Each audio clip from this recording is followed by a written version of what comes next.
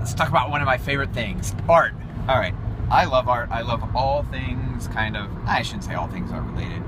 One thing that I really love is what I call public art, but some people might even call it graffiti. But I love murals, things on walls, things outside. I love turning the corner and finding random, beautiful discoveries, whether it's paintings or even nice landscaping or just anything like that. I had a really interesting conversation yesterday, a good conversation with the founder of a local arts organization that focuses on kind of murals, but teaching kids a lot of things through arts. And so it's art, community building, and I was talking about public art, and this really interesting conversation came up just sort of as the line that's drawn between what is public art and what is not.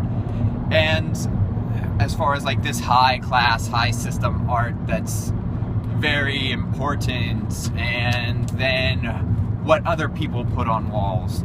And I've always kind of had this sort of like disdain for like who gets to decide what is art. I think we're getting what, Baudrillard perhaps here, or Bordeaux. Anyways, I'll look up the right people so I might understand a little better. But anyways, this whole like who decides what is art. I mean, it all basically started with the Boston Brahmins and their need to hold on to their sort of cultural capital as more and more people started to make more money. So money was no longer a distinction between class, but it had to be taste. So taste sort of served as this function of defining who you are or what class you sort of belong to. And that sort of permeated all of our arts, which, and I don't want to say need to be careful, but my mother-in-law teaches art history, AP art history, so she's very into high art, and I don't know, when you talk about high art, then you've got to contrast it with folk art, which is what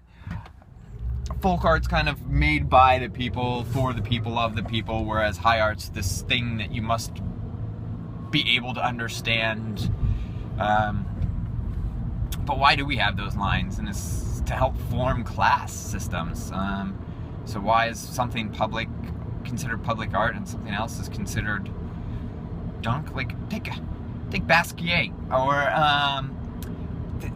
his stuff it's good, but then high culture got a hold of it and said, oh, this guy that's been writing on streets as Samo is now this amazing high artist, and everyone's scrambling. Take Banksy, the same guy, same things. It's like he's doing this stuff on the streets and people start to like it. He's doing it for the public, and then high art gets a hold of it and like, this is something amazing, which has granted him a larger venue to tell the stories he wants to tell.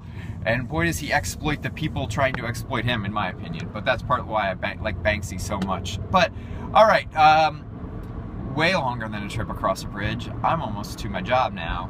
Probably one of the longest one of these I've put up, but I could kind of talk mildly coherently about this stuff for a long time and try and challenge the systems that are in place.